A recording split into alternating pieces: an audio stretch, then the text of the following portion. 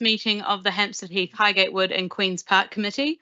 As you're aware, the public element of the meeting is being live streamed and those participating in the meeting have given consent to their inclusion. The recording will be available on the City Corporation's YouTube channel following the meeting, and it shall be retained for up to 1 civic year. Whilst we endeavour to live stream all our public meetings, technical difficulties may sometimes prevent live broadcasts. In these instances, we aim to upload a recording after the end of the meeting. All personal data will be processed in accordance with the Data Protection Act 2018, and for any further information on that, please feel free to contact us. May I please call upon Wendy Mead to move Alderman Alison Gellman into the chair? I so move. Thank you. Seconded. Thank you, and is that agreed? Thank you. Thank you. Anybody watching and those in the room will realise it's a temporary matter while we deal with the earlier elements on the agenda and then the election of the chairman. So, Town Clerk, please keep going. Thank you.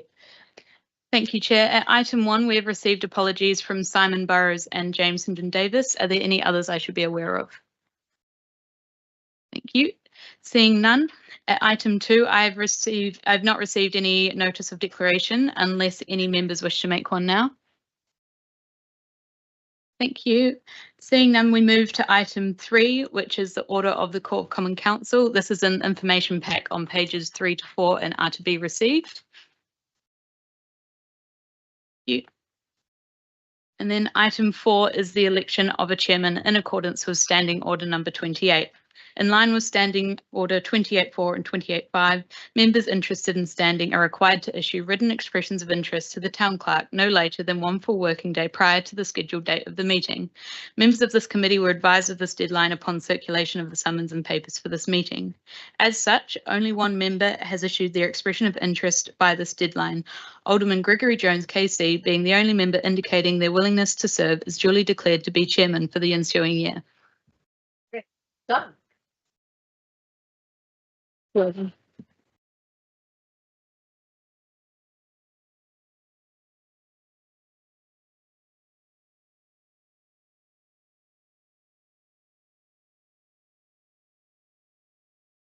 Thank you all. Thank you very much for electing me to this post for another year.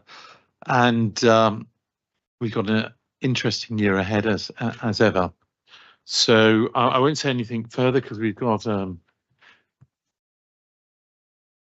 agenda. At the moment, we don't have any members of the public present in person that I'm aware of. So I think we'll move to the next item on the agenda. Oh, I see. Oh yes. Okay. Before we go to that, could I welcome back to the committee Ruby Saeed, who's joining us, and also could I also note the departure of Arjun Mitra, a councillor from Barnet. From the committee, which is a great shame. He did tell me before he was stepping down, and he has served on the committee since 2022 and was, I think it's fair to say, if he had his way, if he could stay on this committee, even though he's stepping down as a councillor, he would have done so.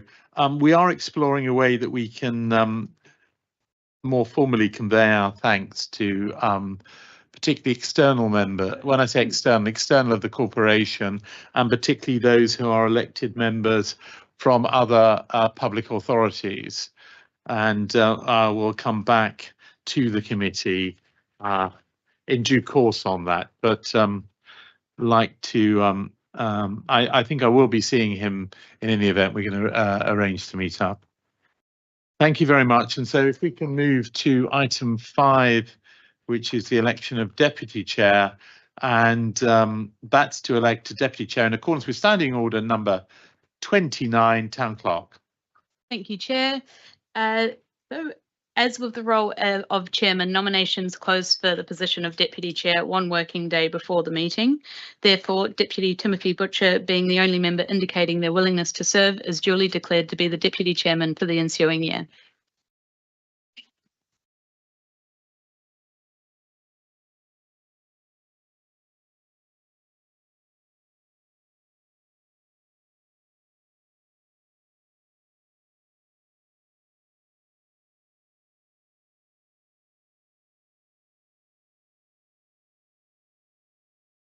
Hey, Tim, do you want to say anything?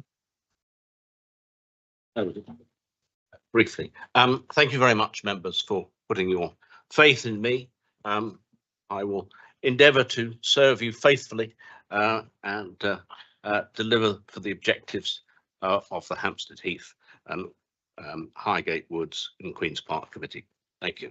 Thank you very much. Thank you, Tim. And a pleasure to welcome you on as deputy. And again, I've already expressed my thanks to Will Upton, who stepped down as deputy, having served as chair. Town Clerk, can we go to the minutes? Thank you, Chair. At item 6, we have the minutes. So A is the minutes of the Hampstead Heath, Highgate Wood and Queen's Park Committee meeting, which are to be agreed on pages 7 to 22 of your main agenda pack. So that's, you can see where that is, 7 to 22. Are there any comments before I put them to a vote? Don't see any. So for decision, can we agree both the public minutes and the non-public summary of our previous regular meeting held on the 3rd of February? Yes, good. And then for information to be noted, Town Clerk.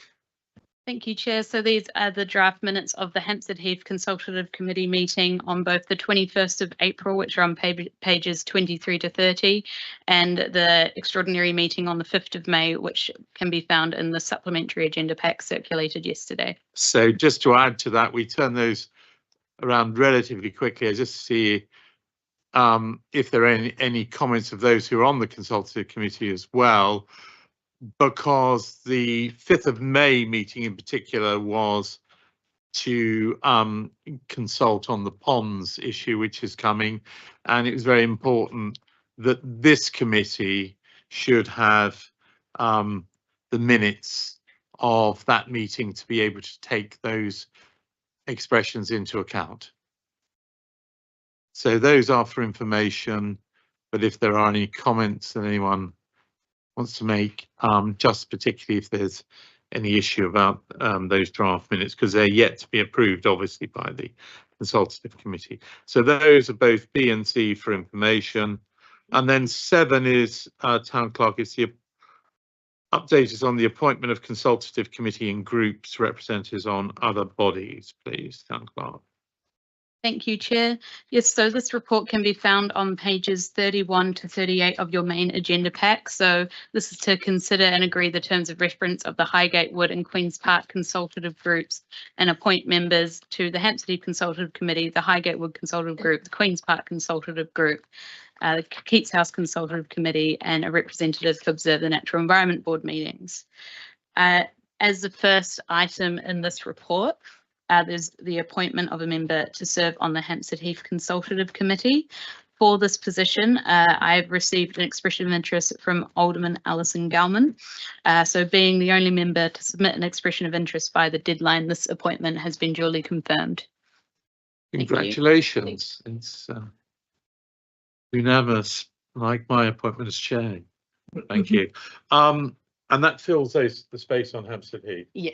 So just to let you know, what I'm hoping to do, which we'll come on in a moment, is to encourage members, although I can chair and the deputy chair can chair the consultative committees, to encourage elected members to take up that role ordinarily. And I think it's fair to say Alderman Gallman has agreed to chair the Hampstead Heath Consultative Committee in the absence of the deputy and chair, which I express my grateful thanks. Next one, Town Clerk. Thank you, Chair. So the next item, the next part of this report will be appointment to the Highgate Wood Consultative Group. So on this consultative group, there are currently 3 vacancies, and I've received 1 expression of interest from Jason Groves. Are there any other members that would be interested in serving on this committee? Thank you. So just pausing there. First of all, thank you very much, Jason, for putting yourself forward and being a stalwart this consultative committee. And also, I again hope you'll renew, because you were project pilot, chairing in the absence of the chair and deputy chair, Highgate Woods. That would be good. The second point is, if we don't have people willing to come forward to go on the consultative committee, the deputy and myself in call over did discuss whether we should look to at least reduce by 1 the appointments to that subcommittee, so Highgate, because questioning whether there is the capacity for another 2 elected members, and also if there isn't, how that, you know, the signal that sends out, and maybe we've just got the balance slightly wrong of having 3 members.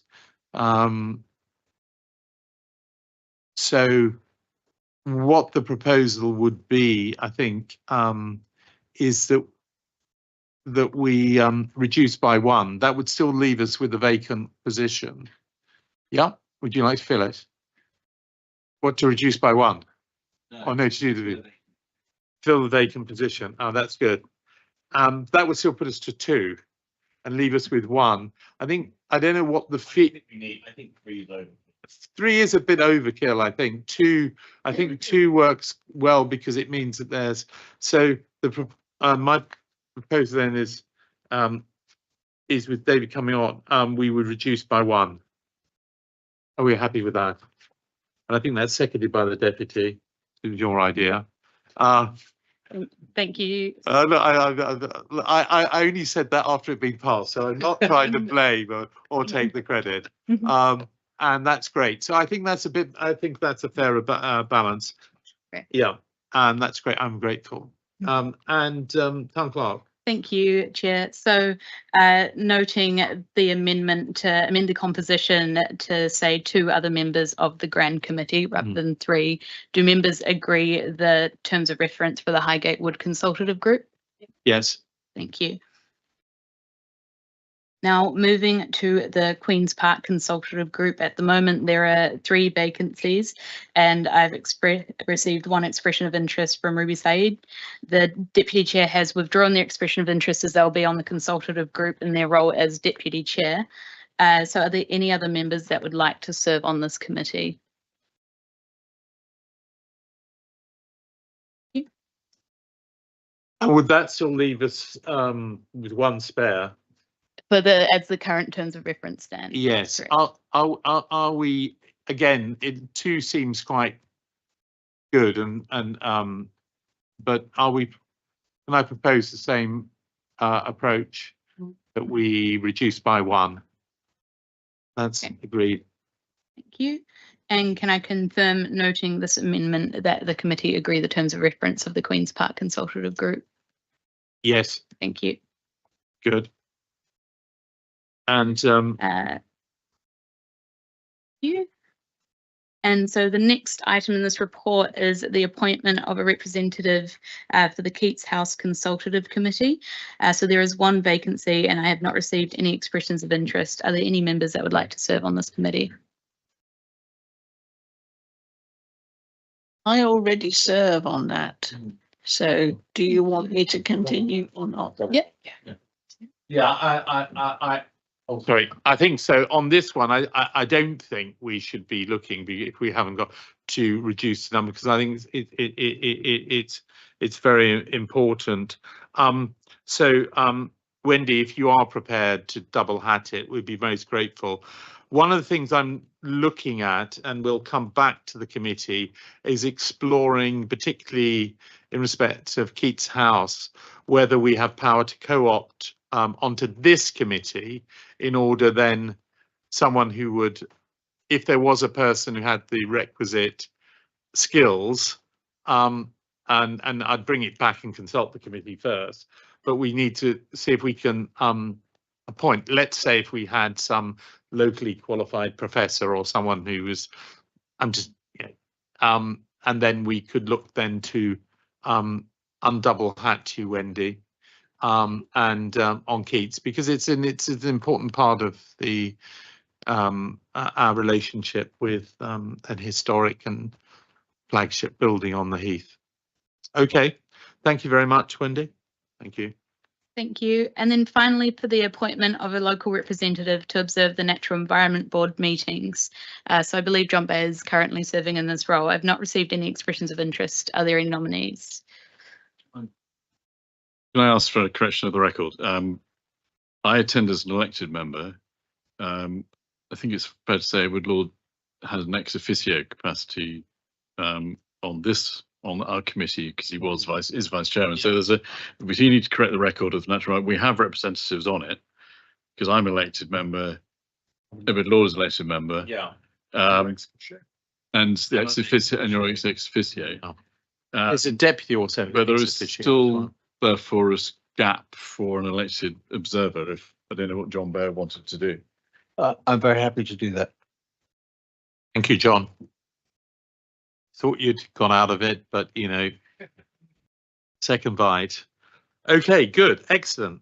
Well, that I think town clerk, does that deal with all the points? Yes, thank you very much. That item. Thank you, Chair. So we are now item 8, which is the statutory biodiversity report. That is available in your information pack. Ben is available. There he is. Ben, good to see you again. For any questions. We've discussed this previously in the consultation group, so I'm not desperately encouraging questions because of the light of the agenda. The only thing to flag up, I think, for the future, I think, is we do this not in our statutory authority basis, but I do think, and Tim has raised, Deputy Chair has raised as well, Ben, whether we could produce some summaries and things and coordinate with Barnet and Camden a little bit more on this, because presumably they are producing reports that should at some stage arguably cover the Heath as well. So that's the main takeaway that Ben will work on, I think, with you to see if we can liaise a bit with and hopefully that will be easier when we've got the local council elections, the Camden and Barnet people here. Yeah, okay. But I don't want to discuss this for information. Does anyone have any questions? I have sort of slightly discouraged, but yeah, no, good. Sorry, Ben, but we have got a takeaway from it. It's incredibly important. Okay, thank you very much. Can we then go to Hampstead Heath and the Assistant Director's report, or the Superintendent, as sometimes known? Bill, this is Hampstead. Yeah, thank you, Chairman. The report is for information, but there is one particular item that I wanted to note.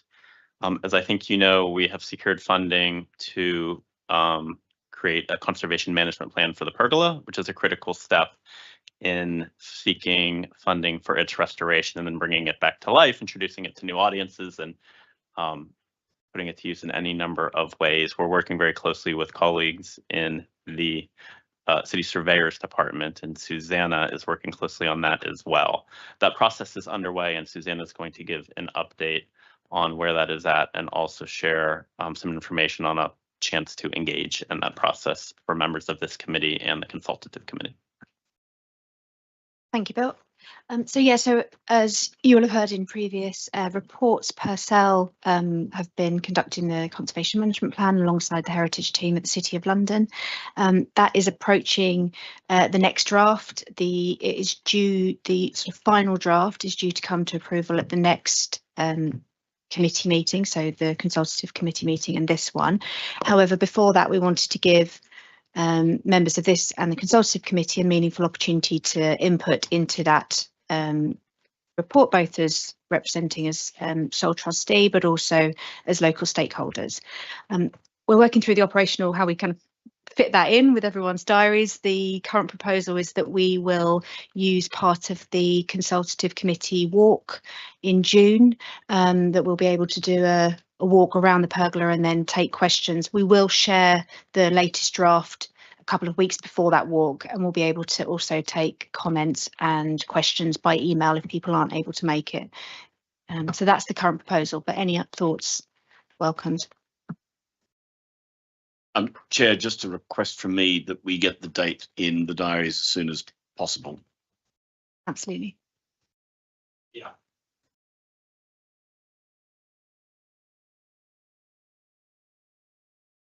Sorry, one word. Congratulations for getting this going.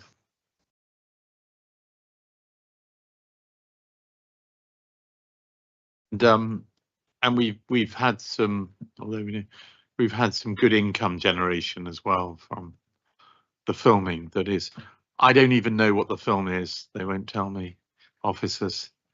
But I did read some gossip and reference to magic, and I don't know. Anyway, I'll leave it for others to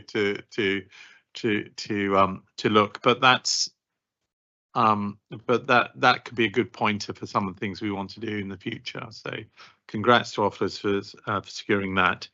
Good. Item 10, Heath Hand's update. Sorry, sorry. I did raise some points. I did it by email, but this is really following on a couple of things on the Heath. Yeah. Which I thought were important, and also just to get clear about.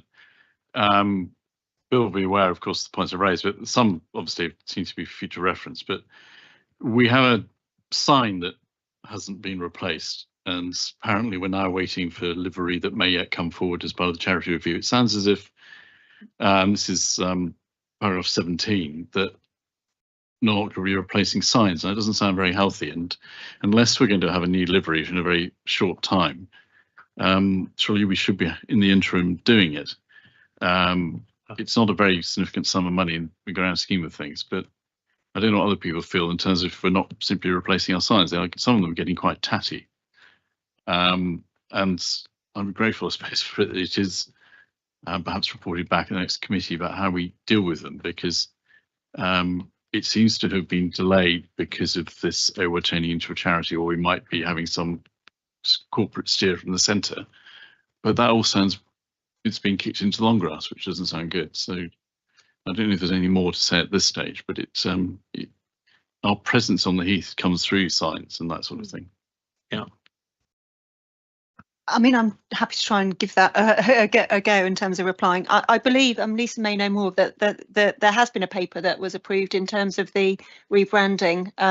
So therefore, you know, we do have some agreed kind of logos and formats and ways of branding the charity, kind of separating out the corporation's logo somewhat. So we should be able to progress that from now on. Yeah. The logos come back to this committee as well. The corporation has kind of approved the format, the template, but we can certainly share that for information. Obviously, Howard then uses it. That might be it. But I'm getting people saying no, not for this committee, which sound maybe a surprise to people. That as part of, if I may, Chair, as chair of the helpful Corporate Affairs and Comms Committee, there was agreed a sort of a general approach to branding across corporation assets, including open spaces. So that is something that has been part of the sort of the overall brand review, and will be rolled out as signs come up for renewal through wear and tear. But this is this is very much in that category, and yet the promise I got when I made an informal request or is that might be happening sometime in the future for which there's no budget. Unsurprisingly, from the point of view, I'm being told of the Heath team, they don't know when it's going to happen or who's paying for it. Phil? So just to clarify, thank you. There is one sign down at Parliament Hill that has been vandalized. We had to remove it. It was falling apart. I think many people know that much of the signage, the old historical signage around the Heath, is in need of replacement. It's in disrepair. There is not money in the cyclical works program to do this. I think there's between 20 and 30,000 pounds total across the 3 spaces, none allocated at all for Highgate Wood. We do also have to, there's the corporate branding, which Jason just spoke about.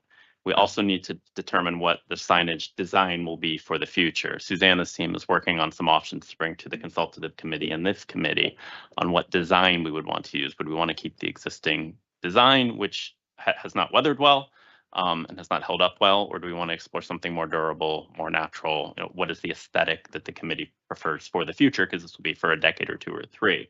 So what we need to do is bring that paper forward as well, but we also need to have this conversation about, and I guess we'll get some direction. Would we want to invest between 8,000 and 10,000 pounds in replacing an old sign just to tear it down in 6 months or 12 months? Can I just have a clarity so that I've understood it correctly? So corporate services have made a decision that corporate affairs that we should have a rebranding for our open spaces. All corporation assets, including open spaces. But insofar as the design, let's say for Hampstead Heath, Highgate Wood and Queen's Park is concerned, I'm just going to say what I'm understanding for the conversation, then I can be corrected. That is still a matter that would come before this committee as to what particular design, or am I being told that a decision has been made that there will be a brand for city open spaces? So, yeah. Lisa will give the definitive answer on this, but to clarify, the coat of arms and the lockup of the words is what I was referring to. Yeah. In terms of what the actual sign looks like, I suspect that's what Lisa is going to talk about now. Yeah, but just pausing there has been a view, and as part of our move to grant funding, and although it's not been formally resolved, but a kind of expression of view that for our fundraising and to establish more clearly in the public mind that we are a charity, and that is reflected in the new brand. And well, Lisa, you better tell me then so I can understand. So in terms of the look and feel, that hasn't been agreed, but we are working really closely with environment colleagues on that, and obviously as part of the kind of wider review of the charities, etc. So there's a lot of work going on, but what we have agreed, and this has also gone to Policy and Resources Committee, is exactly as Jason has said. This is more around what we're calling the just explain, because I'm still not sure exactly what that is. Co-branding. Yeah. So what we've not articulated as an organisation very well is, I suppose, the lockup between certain parts of the organisation. So, for example, we will very clearly articulate this is a charity run by the City of London Corporation. But that wording obviously is to be fully agreed. But the idea is that we have a co-brand rather than just having City of London Corporation branding all over our open spaces. So there is still work to do on what the actual final design will look like, but it's more around the description of the relationship with the corporation, not necessarily how it will look. Yeah, but there's 2 issues here. There's one, there's that description that can be on letters and things, but when you're looking at branding, no one's going to be there's a difference to reading the print and saying the interrelationship. And the question is we'll have the City of London coat of arms or whatever so that people know that relationship. But in terms of what we previously discussed, and I know we've now got public here, so welcome to the gentleman from the press and public, very good to see. Like if we had a brand now, it seems to me that should be something that isn't dictated, and we get an open space, London open space thing, but we should come back to this committee as well for us to have a say in whether we want a particular brand for Hampstead Heath, Highgate Woods and Queen's Park. And is that something that we will have a say on? Because I think it's something that we, personally speaking for myself, that we should, because it's a sort of thing, you know, that people will have strong views on. I mean, you know, Yes. it's so what's the answer, Lisa? So I don't have a definitive answer, but what Right. I will commit to is that I will discuss with Emily and Katie, because obviously this will cover all of our open spaces as well. There is work going on across all of open spaces to ensure that it reflects what has been decided by Policy and Resources Committee, but also reflects the needs of our open spaces. Yeah, well, but that's why the needs Yeah. of the open spaces, that's why it shouldn't be just decided by Policy and Resources. And because I could see a different brand for Epping Forest badge, let's say picture, you'd want to next to the city logo from Hampstead Heath and Highgate Woods and Queen's Park, and query whether I think anyway, we'd want to discuss issues, and I can see, you know, as to would we want one brand for the whole three? Would we want separate ones? I'm not saying, you know, but those are things I think we'd really want to discuss. And I can see the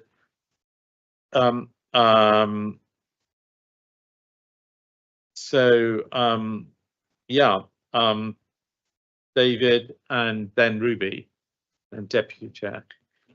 Can I just be exactly clear? Is what you're saying that effectively a logo for the Heath has been approved elsewhere? No, And we or have a not. crest? No, well, the crest is the crest. No, but so in terms of the coat of arms that we use for the city, that's not changing. But there hasn't been any logo brand agreed for Hampstead Heath or any of the open spaces. Right. Well, can I just agree with the chair? I think that's definitely something that the individual committees, with the feeding into the representative groups, are the only place to afford a proper conversation to happen around how that should be presented, because these are spaces that everybody feels they own, which is exactly what we want for them.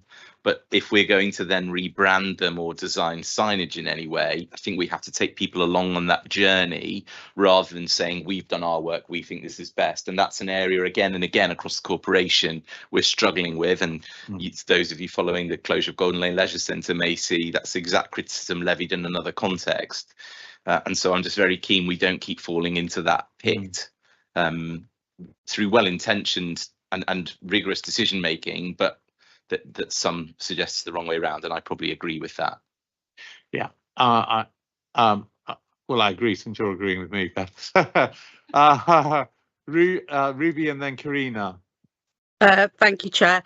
Again, totally agree with what you've said, Chair, and what David has said. I just think there seems to be a little bit of conflation of the issues. They're actually two separate matters. There's the branding side as to, you know, that sort of distinction between the City of London Corporation and the charity arm, and it seems that they're both being bundled together, and I think that's very dangerous. I totally agree. Branding is one thing, then you've got the logo and the identity of the charity, and that needs to be dealt with separately rather than looking at the two together. And I do believe, as has already been said, that there needs to be local input into what the local logo and signage is going to look like. Thank you.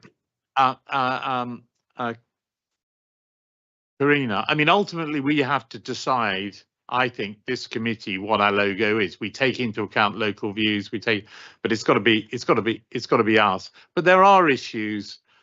I mean, plainly there are going to be issues about, do we want one kind of logo for Hampstead and one for Queen's Park, or do we see an advantage of, which I would see, of having them together, because that's how they're run. We'd want that. So when I'm saying having several, I'm not suggesting this is the idea, but these are the sorts of things that I'd expect to be discussed. So can I, Karina, and then Bill? Thank you, Chairman. You're right, they need to be discussed. And as you say, There's a lot of elements that could make it complicated and take quite a long time. So if we go back to the original point that was made by William, there are many boards that are looking very scruffy on the Heath. It's going to take a long time for the branding to be aligned. So could we not find a way to replace the boards that have replaceable sections within them, just like our ward boards where they replace names of members when they get elected? Otherwise, Bill. it's going to take forever. Yeah. Thank you. Just Well, yeah, I think this is a multi-year program for sure. And Susanna's team has done quite a bit of work doing signage audits across all the open spaces this committee oversees, and they're in varying states of disrepair, as you will all know. When I mentioned Susanna's team is doing a piece of work on signage, what I'm talking about is the physical infrastructure that then holds the brand or the logo or the crest, which is being considered in parallel. And Karina, to your point, I think where we are at, what we want to bring is when we're ready to do it, which should be in the next cycle or two, is bring that infrastructure, a couple options to discuss with both the consultative committee and the management committee. And then I think we have to have a conversation. Should we stick with the status quo until the larger issues and all the issues are resolved? Or should we start replacing them one by one? But as with many things, one of the challenges is there is not remotely enough money to do all of the signage. So this is going to be a multi-year endeavor no matter what we do. And when we're ready to present some options and take some feedback, we'll just need to understand the preferred way of moving forward. Do we wait until we have money to do it all, or do we do them one by one as money and time permits? Okay. I hope that clarifies it a bit. Yeah, I'm just, I think you'd put your hand up before, then Wendy, and then Edward. Tim. This has the danger of looking like a complete dog's breakfast. There are a number of signs on the Heath. If there's a new branding, well, that's fine, but it should come to this committee to be agreed, because you wouldn't want a sign that says Hampstead Heath at Queen's Park, would you not? Because it's not the same thing. But also, if the signs are being changed, and there are a number of signs on Hampstead Heath, and there's no money, we'll change one sign, and then the other signs will look all shabby, and the whole thing will look like a mess.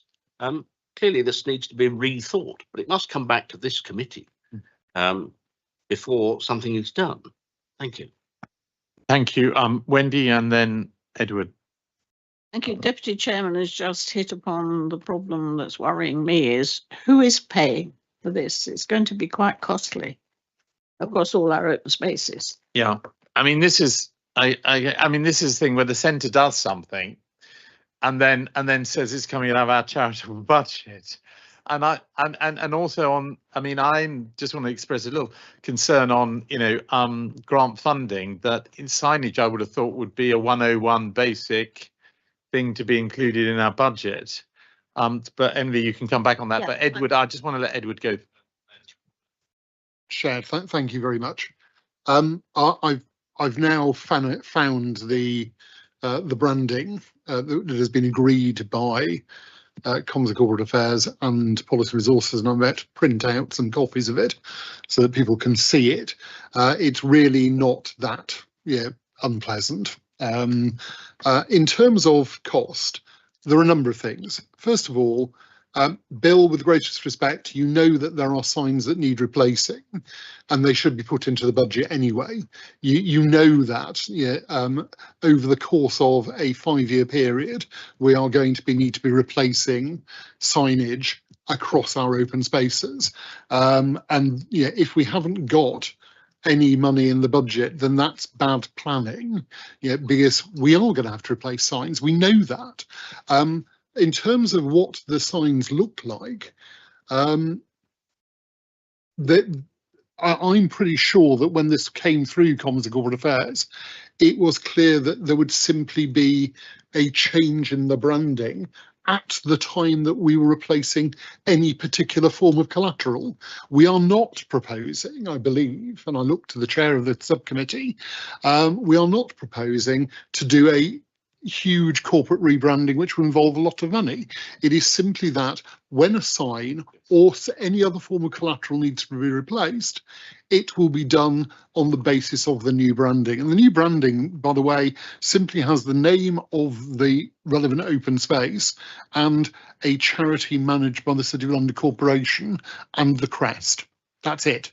That is the branding. I'd just say on reflect, it's a shame that that was, taken without any. We get consulted on so many things, and this place that is slightly bizarre. But anyway, okay, and we'll have a look and see. But Bill and just a brief point of clarification, I agree that we do forward plan, but signage and the infrastructure is specifically in the surveyor's budget. It's not sufficient money from them. I should have made that very clear at the beginning. Where we can try to pick up things, but I think there is a danger of precedent setting with the local charity picking up in its local risk infrastructure costs that sit with the city surveyors. Can I make a proposal? We do have a report for the next meeting about budget and whose responsibility it is, because clearly you're being asked to do something and at the moment the time scale is still a little unclear, and it just can't be something that happens in 12 to 18 months. It's happening now. I mean, you're having signs you're having to deal with now. Yeah. Jason, but I do. Wonderful. I just want to emphasise though, what I think we're all agreed, and anyone who's ever looked at the famous experiment, when was it, in the 70s? I look at David and Will. I don't know. I did criminology a long time ago in San Francisco or something, where low-level degradation does actually. It was shown in that experiment to the car that had its window punched. It'd been left there for months and nothing happened, and then they just punched the small window and left it, and then it was trashed within 48 hours. So I mean, it's the point that I think Will's making and others making. It sends out a wider reflection of the Heath and the state of the Heath. Emily. Thank you, Chair. So I just really wanted to kind of build on the point that Bill made in that signage, repairs, maintenance and new signs is under the current remit of city surveyors. However, it is a priority work stream for us for this year to work with city surveyors to actually we've got an audit, a good audit now of all of the kind of built assets in terms of buildings, but we do need to work on that kind of much more extensive audit of all of the signage and all of the other kind of infrastructure that lies outside of the buildings, and also kind of really pressing for updated kind of fit for purpose asset condition surveys, so that we have that really kind of comprehensive list and address all of that backlog before it's passed over to the charities, because we don't want to be taking on that additional risk at the moment. So we are going to be really focusing on this over the next year, and signage will fall under that, and we'll work very closely with city surveyors, but also with comms, and we'll have to do some kind of remedial action where we've got dangerous signage, for example. We'll have to make that safe or remove it, but we are prioritising that for this year. Thank you, Emily. Thank you, Edward, for putting that, and thank you, Bill. Can I just use this as an opportunity and put to a vote an issue that's just is that we previously asked for city surveyors to come to each of our meetings, and they said that's too much. But I do think we should ask that they come at least once a year. Let's start with that, and then if we have any particular items of agenda, we'll specifically ask them in addition. But are we happy with that request? I mean, it's a matter we've discussed before, and I know Bill and we've tried before. Alicia, yeah. I think that at a minimum they should be here when we do the budget, because we have questions there. And then also when we're looking at any cyclical works programme, or if there's a big project. Great. So I think we're looking at least 2 or 3 times, depending on, I can't see that the question that we have so many questions around each of those 3 types, that it would surely be faster for them to answer here than to feed back and then have to come back again. I agree. I mean, it's a battle we've been having and I know open space officers are having, if we say once a year for the budget and any cyclical works, rather than actually saying you've got to come 3 times a year, it will end up being 3 times a year. But let's try and express it in that way first. So for budget and for any specific cyclical or other works projects, we will give notice and ask for surveyors to be here. Chairman, it might be better to say for the budget and as requested by this committee. Yeah, that would be a much cleaner way of yeah, doing it. it would be, and it gives us maximum discretion. I mean, because for the reasons I have been said, it's going to come up on everything from signs to it's just sort of crazy, a lot of things. So all those in, I take that's NEMCOL. Yeah, good. Great. Thank you very much. That was just your first point, Bill. Yes, I'm sorry, but it was did actually open up a very important point. Yes, it did. Point about the. I'm not criticising. No, it's very good. The surveyors is obviously important because there's just some link points. The Lido wall, for instance, it's frustrating in paragraph 34 that we don't have a indication of budget when I know there's some important things that we might have to look at in terms of budget this meeting. I was informally told it could cost up to £500,000, but at the same time, there's a possibility of an insurance claim. So it might be that some sum is covered or not, but that's an unbudgeted sum, but again, comes within the surveyor's pot, as far as I understand it. So, but it would be something they need to report to us back on. I just want to get that figure out there because it's something that I'm not sure his budget necessarily comes out. Well, I think it's right as well, because if you recall when we had the discussions with Chamberlain's department on the move to grant funding, one of the issues I raised was if we had something that just came up, for example, on the Lido structural thing. I don't know if people remember that. And that was a point that I was told by the Chamberlain that they'd come back on that. And we've not had a clear answer where those sorts of things would fall in terms of the move towards grant funding. Something that isn't already identified, but could be latent and could be just coming, whether it's just really reinforcing the point Will's making. But since I don't want to put words in Bill's mouth, but obviously I've been informed that's where things stand. I don't know if you want to comment further, because the Lido obviously is a unexpected project in that sense. Thank you. I think people will know that there are some subsidence, some issues with the walls of the Lido. They're currently being propped up. There is not sufficient funding available, and we're exploring what opportunities exist. We're also in communication with the insurance office to see if an insurance claim is appropriate and possible, and we'll report back when we have additional information. But I think we all agree that fixing the walls of the Lido are critical because it's a beloved asset. It is a listed building, and of course it is a marquee destination on the Heath.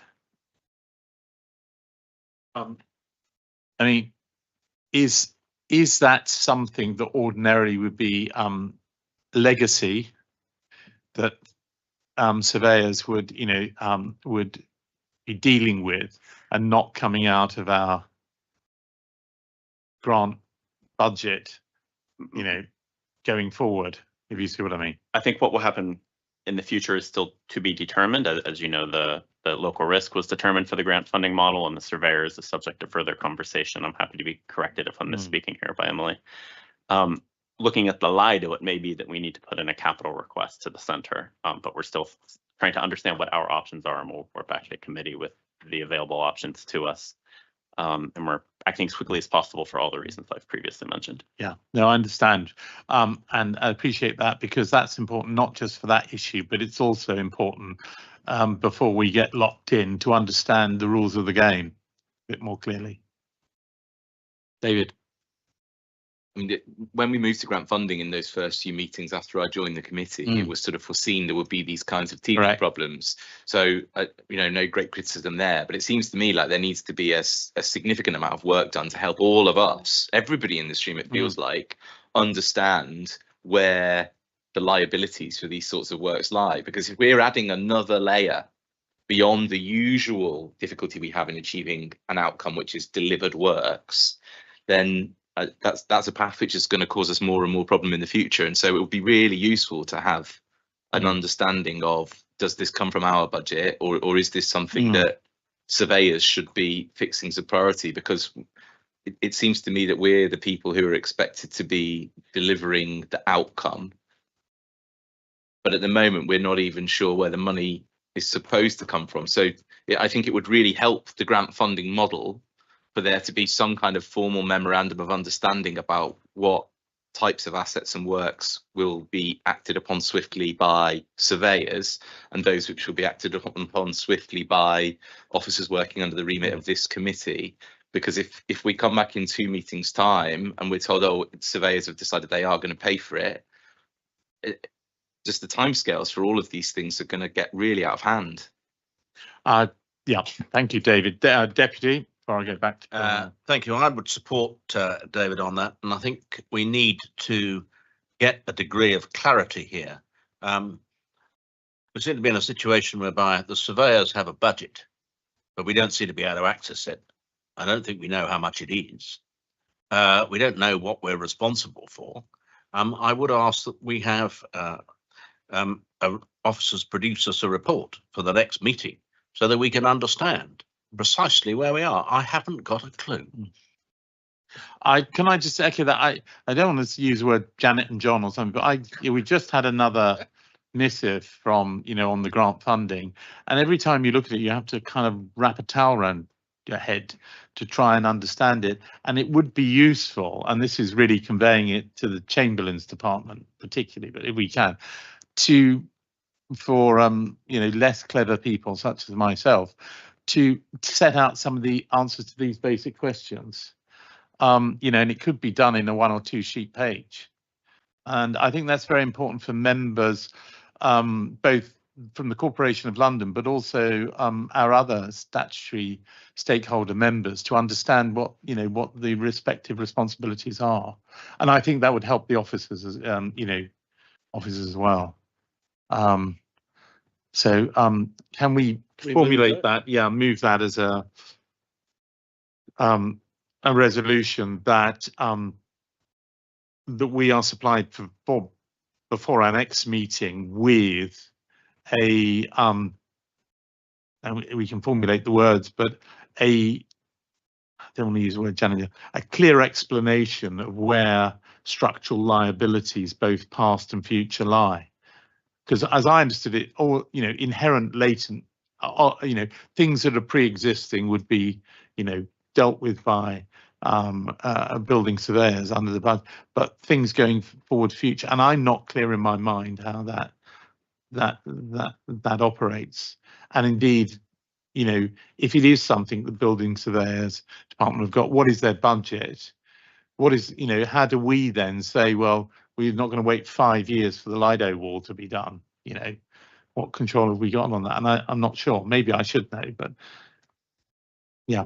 So, Emily. I will try. I mean, it is a very complicated history and kind of way of managing things at the moment, and it's far from ideal. I think we all recognise that.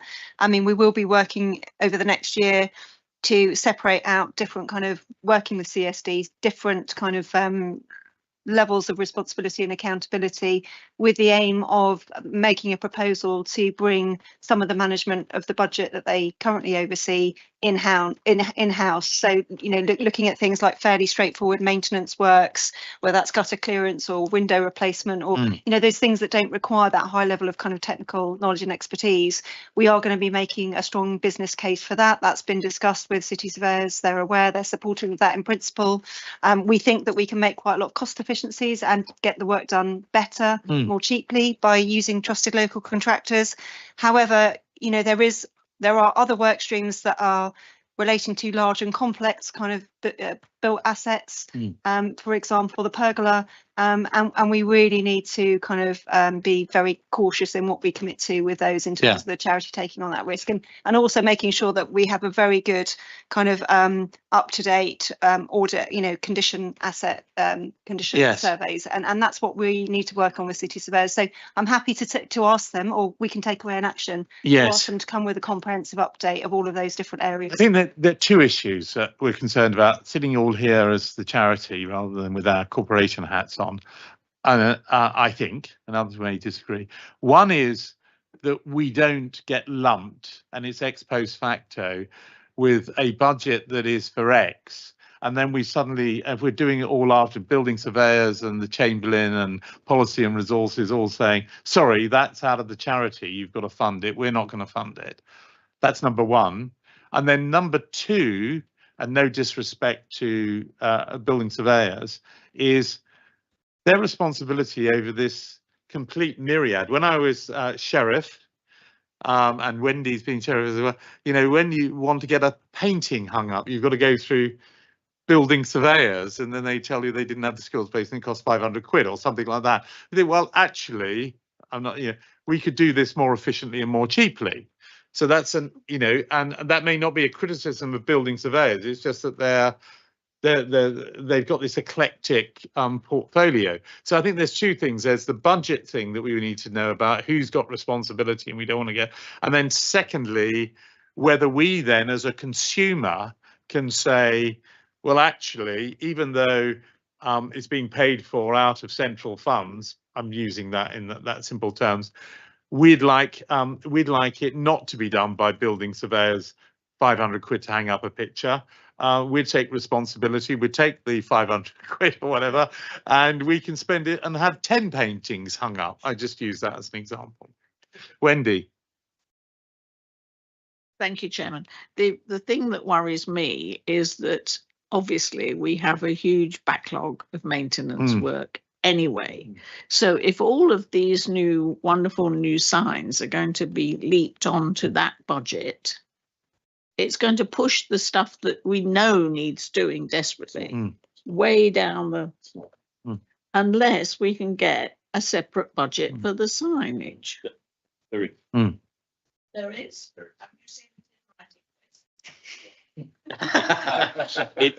What came before the Corporate Affairs and Communications Committee was an acknowledgement that there is going to be a cost attached to this, and that's why it's going to be done over a number of years, and it's going to come out of a surveyor's budget as part of the rebrand, as I understand it.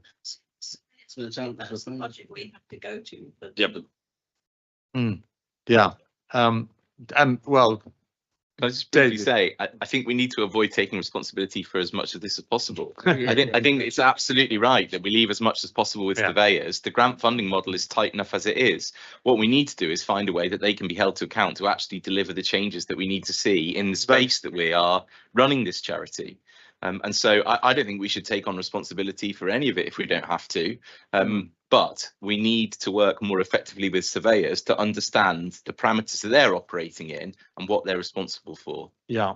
No, David, it's right. It comes back to two things. It's one, us not getting lumbered with things that we don't think should be in our budget.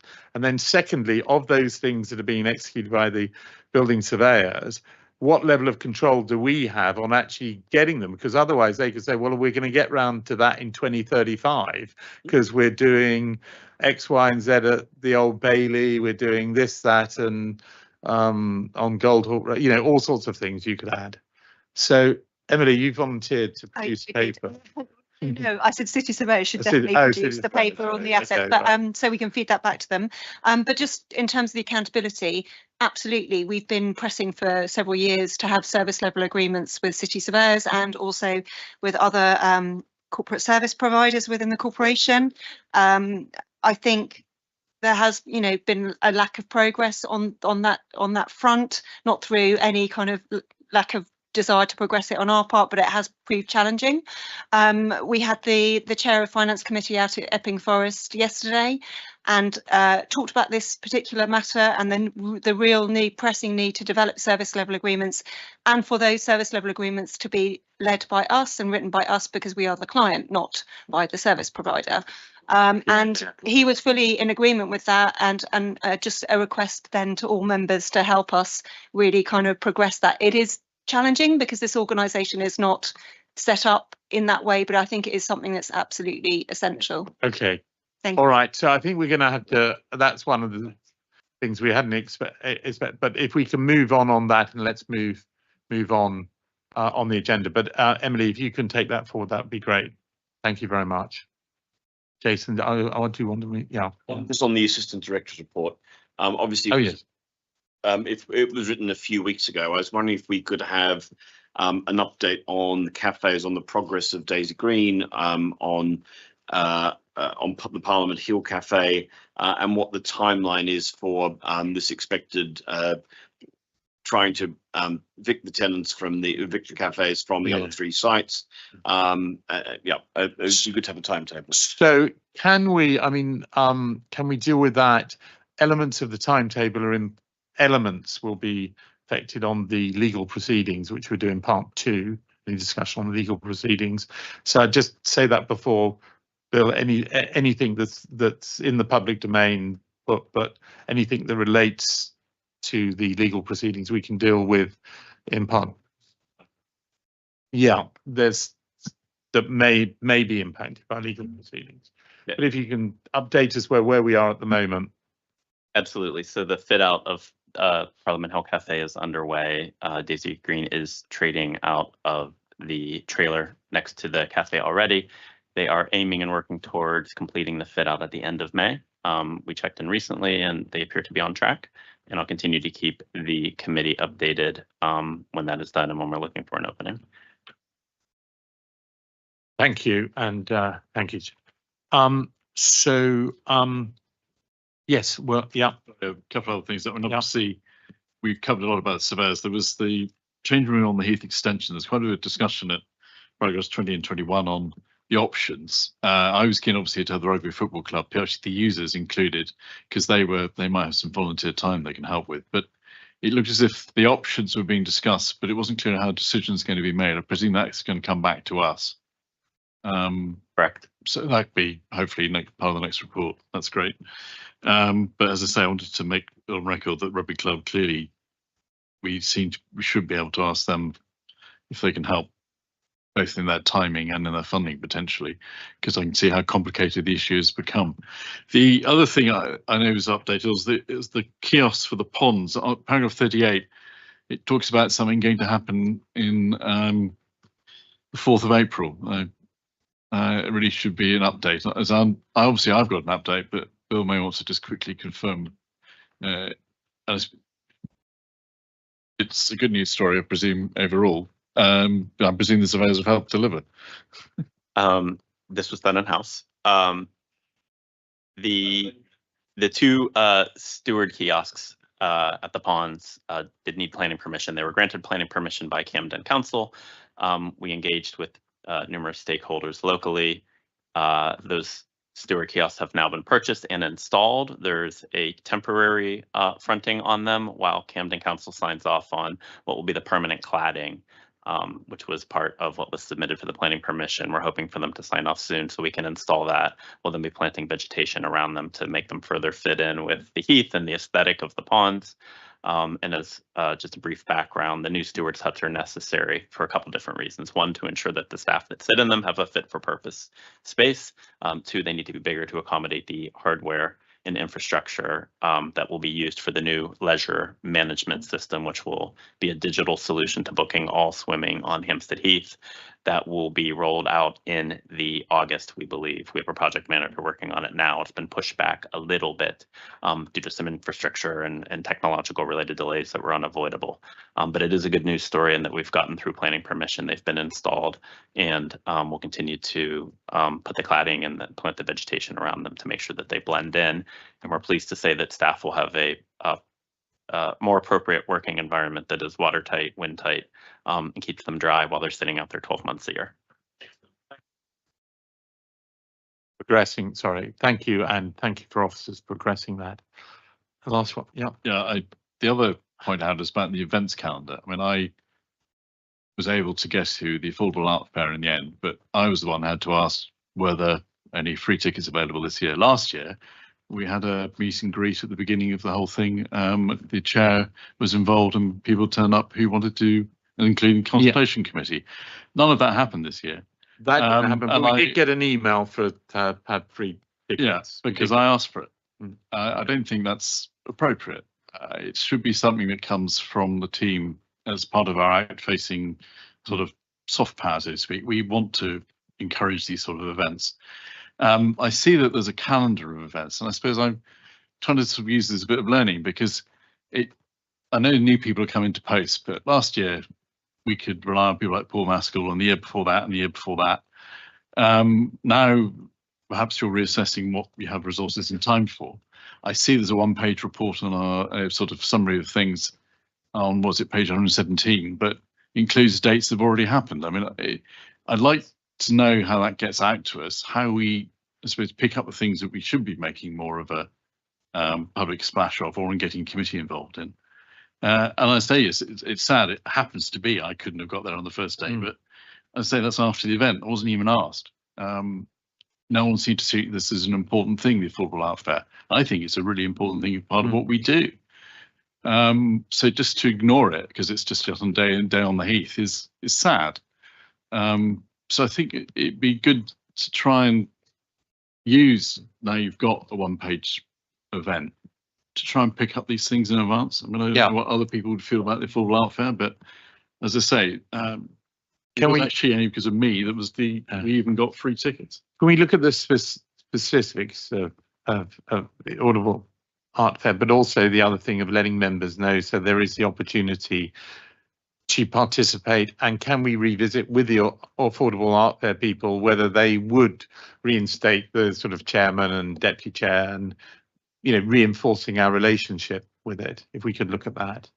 Yeah, I'm happy to come in on that. So the same report that comes to this committee comes to the consultative committee. That's why we've got events going back to earlier in the year, and it's giving a retrospective look as well. As you can see, the event calendar, I think, shares key events through September, so hopefully that is a suitable look ahead for members of the committee. It will meet again before September, and we will continue to update it as we include this as an addendum in future reports, as we've agreed to do. I do believe tickets were distributed upon request for the Affordable Art Fair. As far as hosting a meet and greet, this is a third-party commercial event. We wouldn't normally play a host role. I do appreciate that has happened in the past.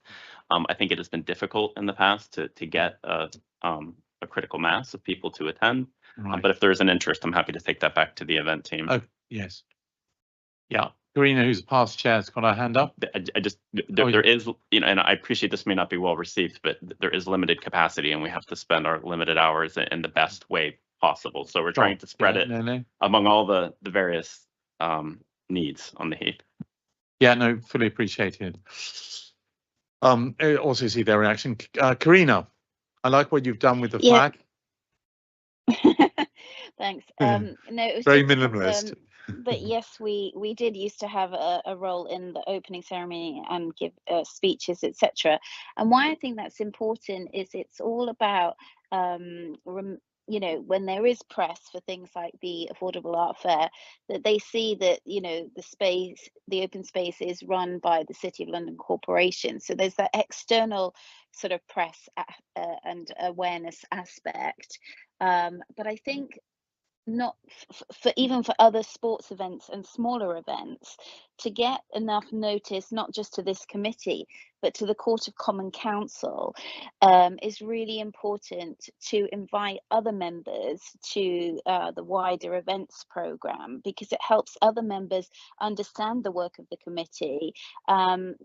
Maybe will make them interested to want to sit on the committee, but also to help justify the good work that everybody in this room does, all the officers, to the rest of the Quarter Common Council for when we are fighting for funds, they understand the work that we're doing. So in the past, you know, we were able to sometimes invite the whole court to events, particularly if there was like a, you know, an open day on the Heath or a sports event, or like the night of the 10,000 or the National Cross Country Championships. And I think by having enough notice of those events, by being able to think, can it be a wider invite, it helps promote the work that's being done and gets the support that we need for this these open spaces. Thank you. Thank you very much. We can, I understand it's obviously take Bill's point, it's a commercial, we can't enforce them, but we can have a look at that off time. Yeah, William and Karina, your points are taken, and we'll take that back and think about it. I think the point of engaging people and get them interested in the space, I do want to contextualize just a little bit that, you know, we have one event manager who oversees all events and all filming. He spent a considerable amount of time the last month overseeing this large filming event in the Pergola, which is going to be remunerative for the charity.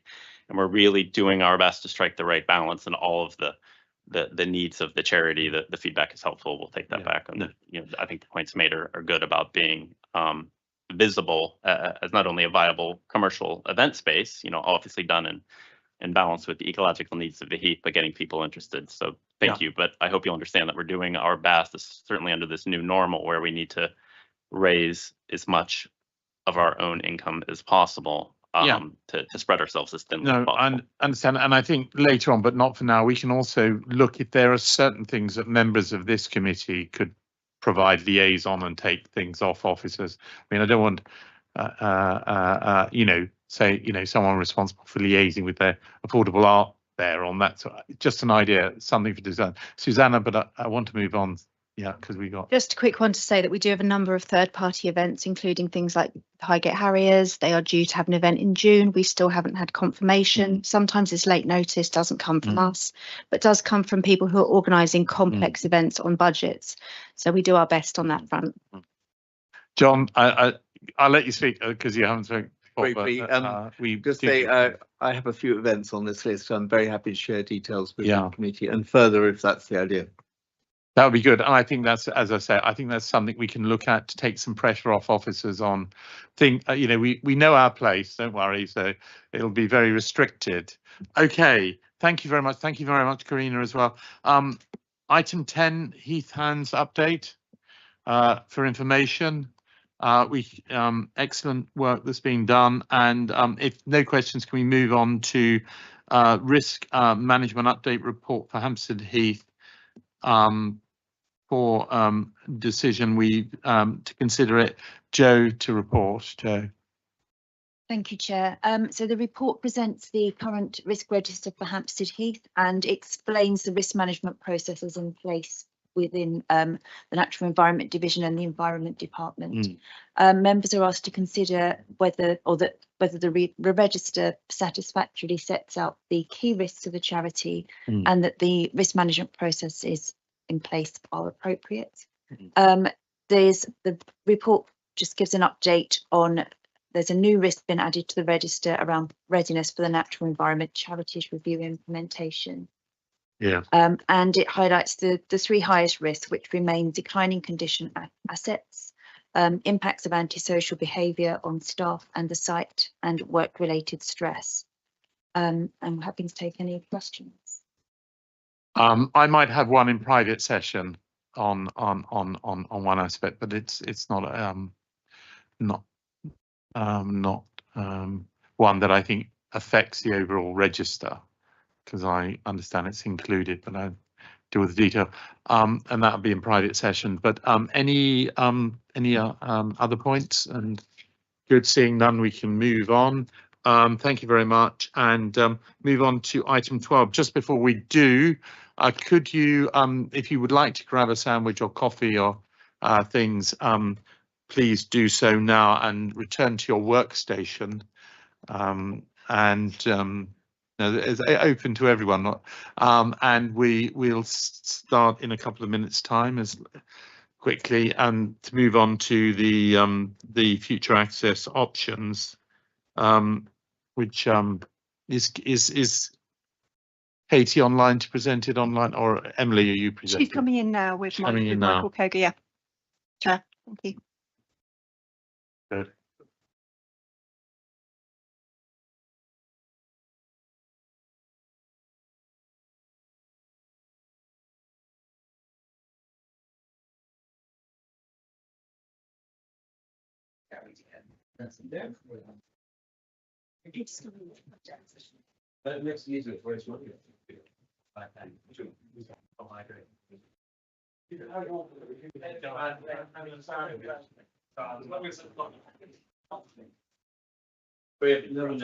No one knows.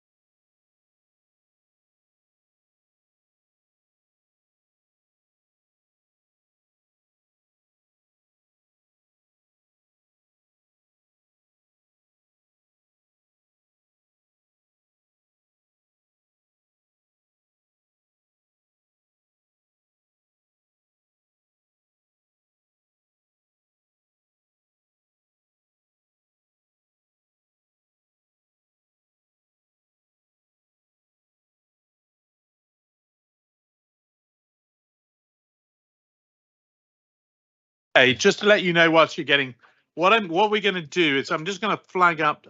Katie's now Katie Stewart, and we've also got Michael Cogger to present the report.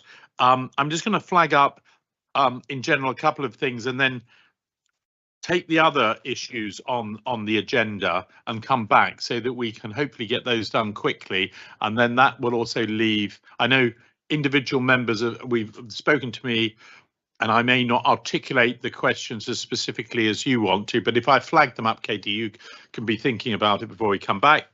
One of the big issues, I think there's a big issue about the improvements to the women's changing rooms, but query the other changing rooms as well. And the £1 million, what is that going to? And then the big issue is this being proposed that it's coming out of our grant funded budget, or is the centre going to do with it? Now, I just flagged that up because I'm being told, I'd assumed it was agreed, the legal fees for the judicial review are not coming out of our grant funding. And I want confirmation, because we may have to administratively apply each year to have it, but my understanding and what we proceeded on our voting is that we're not paying for it. So there, I think, detected, and other people may have other views, but to express, but the feedback I've had from members has tended to focus a lot on that, and indeed whether the men's changing rooms and the mixed changing room repairs are all included in that. So I'm going to, having flagged that up, so to give, and I know, Katie, you're aware of it from the consultation committee, it was touched on, and I know you're, so can we then park item 12 and just go then to, hopefully we can deal with these other matters, which are, apart from the risk management, are for information. Golders Hill Park improvements, and Susanna, you're going to, you've presented the report, that's at 123 to 128. Unless there's anything you particularly want to add, or if there's anything good news you want to just highlight, I'll just see if there are any questions. It's for information. No. We can go then to item 14 is report of action taken on Hampstead Heath. Town Clerk, this is for information as well. Yes, thank you. That's the fees and charges urgency that was consulted by members. So fees and charges, and no questions in respect to that. So if I can go on to Bill, your report on Highgate Wood and Queen's Park, and that's set out at 133 to 138, and again that's for information. And Bill, you'd like to just make a few points. Thank you, Chairman. Just on Queen's Park, there's one thing I wanted to note to the committee on something that was noted in a previous assistant director's report and discussed previously at the Queen's Park Consultative Group. Some members may be aware there is an old disused telephone box on the periphery of the park, which is accessible from the pavement. It is not owned by the charity, but it is on charity land. There is a proposal from a group of local volunteers to repurpose this phone books, to put it back into use and to have it host a defibrillator, which would make a defibrillator available 24/7 locally. This is something that we would very much like to support if we can. We discussed the proposal at a previous meeting of the consultative group, and I believe I mentioned it in a previous assistant director's report. Since the writing of this report, and only in the last few days, things have progressed quite a bit, and we believe that we're at the point now where we can engage with the volunteer group and Brent Council. I actually believe that there is delegated authority under the scheme of delegation for officers to enter into minor license agreements, but I wanted to note it to the committee, one, because I think it's a good news story, and two, to see if there's any differing views. We would probably enter into a license agreement with either Brent Council or with a local charity who supports volunteer groups in adopting these boxes for this purpose. There would be no cost or liability or additional responsibility to the charity or to officer. That's not something we would be able to take on, but the volunteer group is happy to be the stewards of the box and to make sure that it remains in good repair, it remains charged, it has a battery. And as I mentioned, this has all kind of coalesced quite a bit in the last few days. So I just wanted to note that subject to any differing views, we will move forward with entering into a license agreement with the appropriate licensee to hopefully put a defibrillator on the periphery of Queen's Park in this disused BT telephone box. Excellent news. That's all good. I think I don't see anything other than nods there, Bill. Well done, and well done to the team. Jason. I just, sorry, Chair, I know you're keen to get on. Small question about Queen's Park Day. The report notes that discussions are ongoing. This is obviously a subject that exercises a lot of people that live around Queen's Park. It'd be good to have an update on where we are since this report was written. Yep, the report on the agreement for the fees is currently under delegated authority with the town clerk in consultation with the chair and deputy chair. In the meantime, operational meetings have been going ahead. They've gone well. With the team have agreed with the organisers, particularly around vehicle movement. So we, from a health and safety perspective, we're satisfied. Okay, but we think that we're going to be able to come to an agreement on fee. Yeah, okay. It's been agreed outside of that delegated paper. It's now been confirmed through that paper with the town clerk. Okay, great. Yeah, we're all moving forward with confidence. That's good. And then not for this meeting, but hopefully officers will be able to come back with us with a projected way forward for 3 years or whatever, so that we're not having to do it on an ad hoc basis. But excellent, good. Can I just pick up again on Queen's Park? Only it was something obviously that I had to take as an item last time, and it's clearly important that we get it right. And I think, as you say, you're doing something for this year, but it may have to come back from the understanding in terms of the funding for the next 2-3 years, what fee to be charged. I suppose my impression is it's sort of the proof will be in how they do it this year as to what's possible for future years. So I think it will need to come back to us as a specific item. The only other question I then had was about the splash pad, because this does seem to be a lot of enthusiasm, a lot of hope, but do we know what happens next? Because it seems to be holding up, for instance, something that's happening on the playground. So as I think we've reported last time, we have put in a grant application to the a fund for HS2 for impacted communities. We've put that in at the end of last year. We've not yet heard back. We are staying in touch, but we don't yet know a timeline or a date for decision on that grant application. We do continue to raise money through local crowdfunding. And in real time, I'm trying to look up where we're at. We have just over £17,000 raised towards the overall goal of £98,000. So quite a bit to go if we're raising this entirely through fundraising. But if we get the grant application for a large chunk or for all what we've applied for, that should get us very close to the amount that we need. I do want to confirm that the contribution from the city corporation, the exact amount escapes me at the moment, but I think it's about £170,000 is in a designated fund, which we are able to hold on to, and that won't be lost at the end of the fiscal year. That's also a benefit of the new grant funding model. So we are moving forward towards that and hope there is the funding and get on with it as quickly as possible. One thing I do need to note, though, is when we do raise sufficient funding, we're going to have to find a project manager to do it. We won't have the capacity to do it in-house. It's going to be a significant construction project. So we'll engage with city surveyors to see if they can provide support or see if we have to find additional funding to bring on a part-time project manager to oversee the removal of the existing paddling pool and the installation of the splash pad. Okay. Good. Thank you very much. And so that's Queen's Park. Item 17, risk management update, Highgate and Queen's Park. Joan. Thank you, Chair. So the report seeks members' approval of the content of the Highgate Wood and Queen's Park risk register, and the risk management processes that are in place. As with the Hampstead Heath register, a new risk has been added around the readiness of the Natural Environment Charities Review, and the report highlights the three ongoing highest risks, which are declining condition of assets, work-related stress and antisocial behaviour. So that's slightly different order to the other one. Sorry, it's just I've said it in the wrong order. Oh, okay.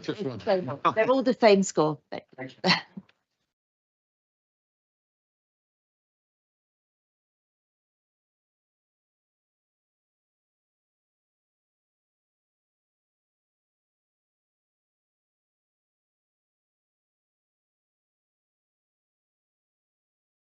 Yes, thank you, Chair. This is for the fees and charges urgency decision that was taken. No questions on that.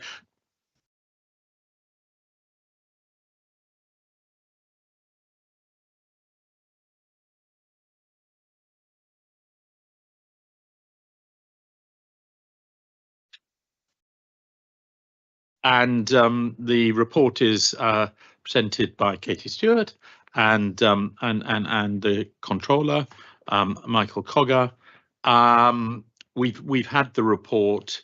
I flagged up some questions, so those are the ones members may have other questions. So over to you. Would you like a general introduction as well, or just going on to the facility? For me, no. But we've read the papers, been through consultation. I mean, I don't want to cramp your style, but no, it's fine. I'm sure you've been through it many times.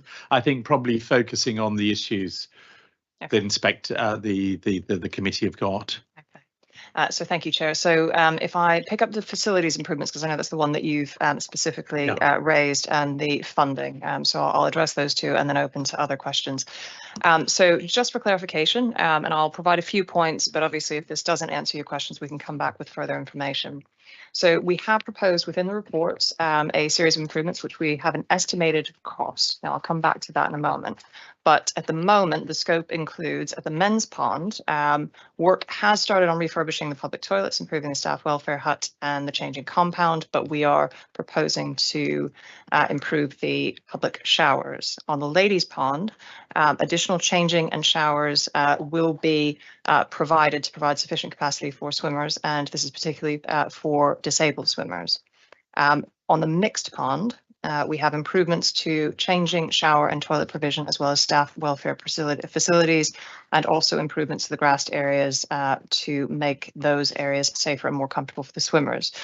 We have taken one comment, specific comment from the consultative committee, asking for clarification that the improvements to the women's pond will include specifically the addition of private cubicles. So we will include that in the specification. I stress that this is an estimate. So we do have to go through the detailed design. So the team will be meeting with the city surveyor team, taking on board the feedback from this committee and the following committee, the P&R committee, as to any other points that you wish to raise in respect of that specification. So we felt important to engage with yourselves. Then those proposals will be worked up into more detail. They will come back to your July committee, so the 13th of July. And then after that, it will go to the 14th of July RASC committee for final sign off of the funding. Now those, if I come back to the funding source in a moment, just to be absolutely clear, in paragraph 33 of the report, the purpose of those improvements, the aim will be to ensure that those who wish to change and shower privately can do so while retaining communal changing areas for those who prefer that option. Now, we have made these proposals based on the comments that we received in the consultation. And there were specific comments that were made about levels of comfort, and that's why those improvements have been included here. The point on funding, and you mentioned two concerns there, both in respect of the facilities, but also the legal fees. We will be reviewing funding sources as part of the detailed proposal that will come back in July, so we will clarify where the funding will come from.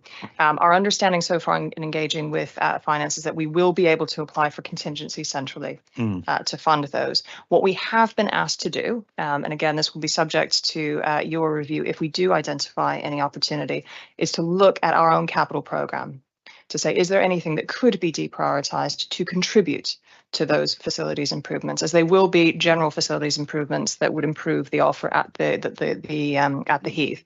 Now, that said, our initial review is that there's not much that's kind of a nice to have at the moment in the current programme. So the likelihood is we will be applying for central contingency, and that's hence why we need to go to RASC for that funding proposal. The same applies to legal fees. So as you quite rightly pointed out, last year we went through the formal process to apply for central contingency. We are doing the same again. I am hopeful, and I would expect that the corporation will cover that. I have to be just really clear that I have to go through that process based on the governance that we go through, and I will obviously reflect the views. And I understand that, but certainly speaking for myself as chair and deputy chair at the time, when the promise was made, there was no caveat that it was on an annual basis. And in fact, that, the way it works out with the progress of legal proceedings, as we know, we have no control over the timing. So we would have been agreeing to something that we had no, it doesn't make sense to agree on that basis. I understand that's formal, but can you give a real signal that I'd regard it as less than straightforward? Can I put it neutrally as that? If I was suddenly being told that, certainly on legal as well. I also just want to flag up as well, and as I understand, this whole package is being justified as part of our consideration of use of the ponds, and therefore, if it turns out we voted on a basis that we're in favour of the proposal, and then RASC says, oh, we're going to chivvy off a bit here, we chivvy off here, or maybe it'll take 5 years because it's not a proposal, then we'd have to question the decision-making process, and certainly we'd have to go back. We'd have to consider going back, and also, I just want to, flag up those issues. I'm not saying necessarily, but those are issues that would need to be considered if the proposal ends up changing, obviously. Yeah. If I may, I think some of the early feedback that we've had from members actually is that what we want to do in the proposal we bring back in July is to show you, to itemize what is being covered by the funding. More specific. Prioritize, and that will help us. And I think the important thing is that we will engage yourself and the RASC chair early doors, and just in terms of trying to navigate that process. I can assure you that the corporation is very supportive of the work that needs to be done here. So there's not a question of that. I think it's really, I'm doing the thing that you would expect me to do, which is to say that we have a formal governance program to go through. But again, I have had great assurances from the corporate centre that they understand this is necessary. So I think it is just a matter of navigating that in a financially constrained environment, and that's just being very honest. Thank you. Okay, so throw over to any questions from members. Jason. Thank you. That answered a lot of my questions about that we will get the chance to look at the design, because it seems to me that if we're going to do an upgrade, we should look at other issues that have been bubbling away for a while. One of the things that I've been raising over the last couple of years is whether we could have lockers so people could lock away personal items like wallets and keys and money and that kind of thing. And it would strike me as being very sensible that we have something, that provision be provided as part of this upgrade work. So it would be good to sort of see that option presented. Could I just add to that, having just started the cybersecurity members course, which obviously I was in need of because my city email got hacked. One of them relates to an incident of lockers being broken into and acquiring mobile phones. So anything that we do, I'd like also, if we can, consult, what's it called, Cyber Griffin, our city police. Could we? I just put that as a little footnote in our works. At the Heath, I found this. I know, Jason, you're very, but I found the City of London Police very cooperative, and they're very keen. So could I just add that small, just because it's in my mind at the moment? Yeah. So just to hopefully we will be able to look at things like that. That's great. Thank you. Okay. Will. Yeah. Can I, in the sense, I suppose, the information gathering stage, I did ask if there was a way of sort of staggering the costs, because to my mind, the main concern is around the level of privacy available at the ladies' pond, which seemed to be a priority. We often have a problem with large projects trying to do it all at once that then delays everything. Is there a way then of presenting it in a more sort of sequenced way that deals with the main concerns first? Because as I understand it, this package of mitigation is essential to basically trying to produce a satisfactory solution. So thank you for the question. So yes, and we will take that on board in terms of just looking at the potential phases. I think by itemizing, we can be really clear about what the different elements of improvements actually cost. And we will also look at whether there are whether there is a way of phasing it without losing some of the efficiency that you sometimes get from doing all the improvements at once. I think the thing that we'll need to be very mindful of is if we're making improvements to one area, we want to be fair in what we're actually doing across the board. So I think we'll take those considerations into account in terms of what we actually bring back. So we will make sure that you've got a more robust appraisal when we bring that back in July. Sorry, can I just follow up? I don't understand what you mean by fair across the board. Are you saying that each pond is of equal concern, and there isn't greater concern for ladies' privacy as opposed to men's privacy? Is that the approach that's now being recommended? I mean, it just strikes me that one knows from the consultation where the largest concerns are. Surely we can be more nuanced in our reaction. I didn't actually mean that. I meant, obviously, there are areas which we know require improvement. So we feel that there are some basics that need to be done on all three.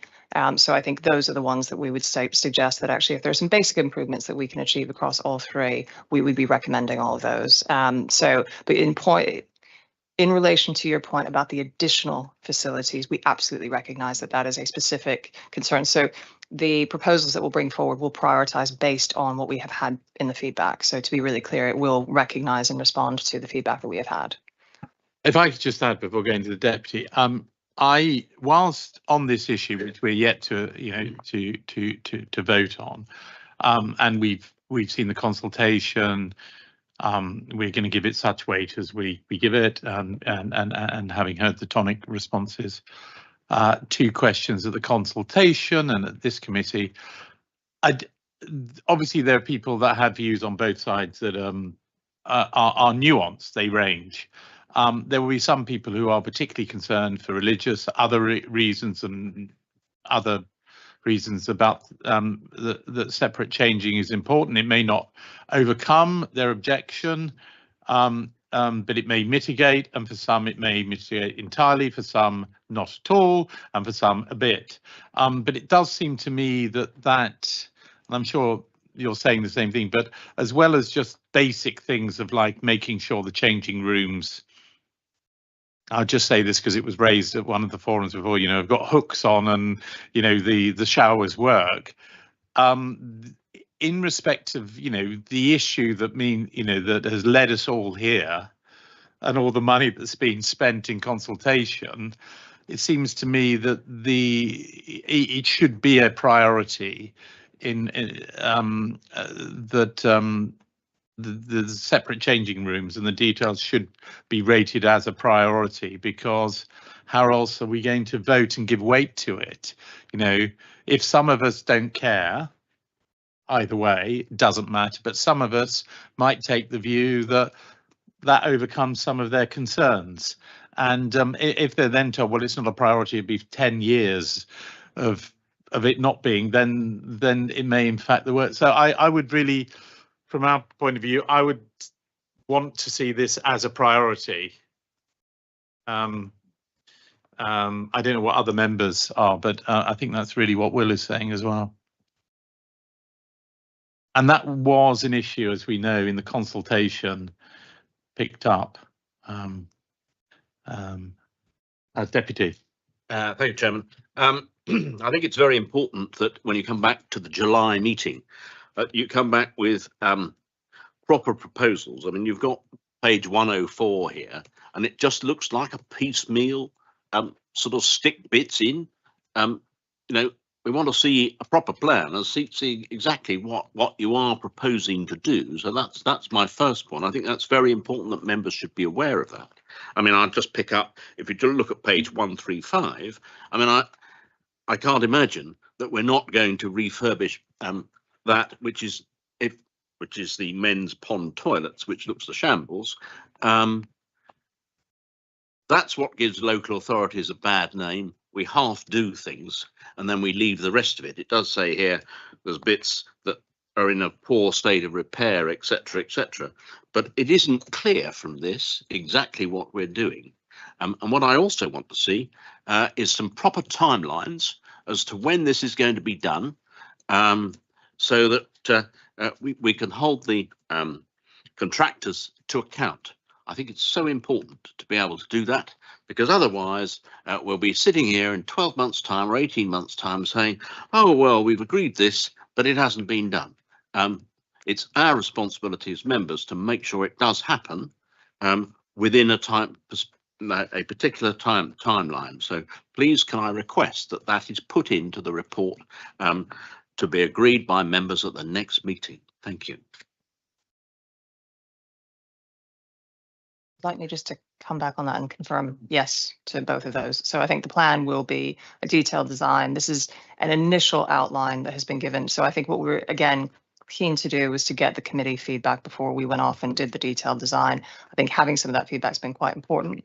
So what we will bring you back is a proper plan. It will have costings and it will have a timeline with it. It does leave me to another question. So we're scheduled to vote on the principal decision tonight. What do we do? I just wonder if, and you're going to tell me this is unlikely, if we get back the schedule and the timeline and the members around here say, my goodness, this is, you know, not what we wanted. We would never have made whatever decision we would have made otherwise. What do we do then? If I may, the recommendation is that you're agreeing it in principle, but it would be subject to the decision in July. Okay. So you will have the opportunity. So I think what we're trying to give you is a sense of the scale and also the scope. In fairness, we will bring the detail back. So I think you will have that opportunity in July. We felt it was important to give you that opportunity in July to confirm that you are happy with the plan. And again, we'll include as many options in that as we think is appropriate, given some of the feedback that we've had. Excellent. Well, that answers my question then, because it's subject to us being satisfied on those matters. Well, I suppose again, it's all information. So that would seem to be an important part of what's been proposed. That, as you say, is in principle and subject to what can be brought back in July. That, to my mind, would also be a way of dealing with any potential wording of the policy that can't be cast in stone today.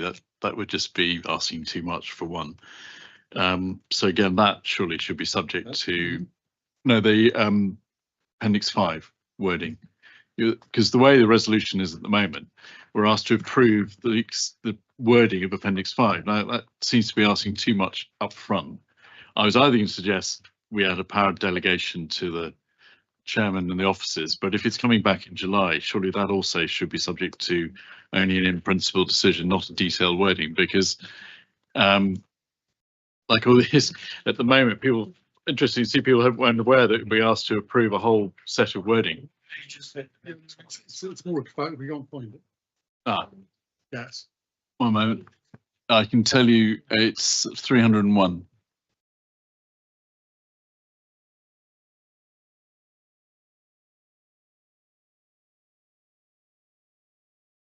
Access, I suppose I'm trying to build in a little bit of sensible flexibility, because so one of the other things one needs to be aware of if this isn't going down the line. The current position is, until we do that, is that the status quo is preserved. So this would replace the status. Well, this would replace the status quo, even if it largely reflects the status quo, because at the moment we're operating as we were operating before the decision, pending a decision.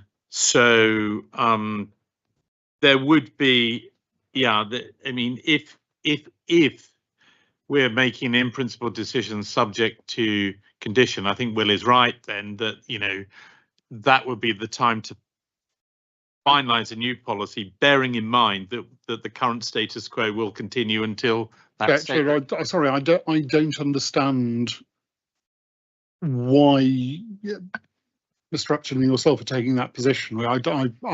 I'm confused. Okay, perhaps Will can explain why he feels we shouldn't approve Appendix 5 today, if that's what he believes. No, I'm very happy to just explain it. It's, as I understand the decision we're being asked to make, is that there's a sort of package of measures that go with a particular option.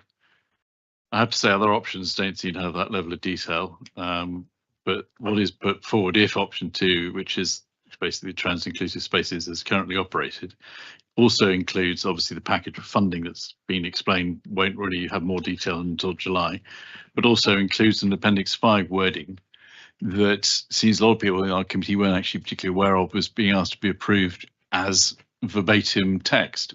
What I was seeking to do, and it would either be by saying it's an in principle decision that can be revisited, or to specifically ask for delegation, because I think asking people to parse the wording of a particular policy today, when there's a bigger item to obviously decide, is asking a bit too much. That's really the reason for raising the procedural point, just to give ourselves the flexibility, not to try and ask everybody now to go through in committee and approve the wording. It's one page, Will. Yeah, but that's okay. Well, I'll start saying, well, I think middle of paragraph there should be deletion. I mean, if you want me to go into it, I will. No, I mean just pause it. I mean just pausing it. Yeah, and then Mike. I mean, I do have sympathy with if we're be told that we're making we've got the status quo, so that's operating, and then if we're told that we're making an in principle decision, subject to being satisfied by condition, then it would seem odd that we then adopt without condition the policy, but maybe that's not what we're being asked to do. Because that's the policy going forward. David, and then I think so Michael can answer the question at the end. I do think there's a proper delineation between assurance about a scheme of works to put in place measures that make us all happy, that we've properly reflected the feedback that we've obtained through the consultation and a very significant number of strongly held views. And on the other hand, the wording of a policy which has been carefully drafted to reflect the access arrangements to the pond that will persist afterwards. I can't foresee a circumstance where this policy would need to be changed in respect of differences in design to the changing facilities or other facilities in the sort of scope of works that we've had outlined in this document.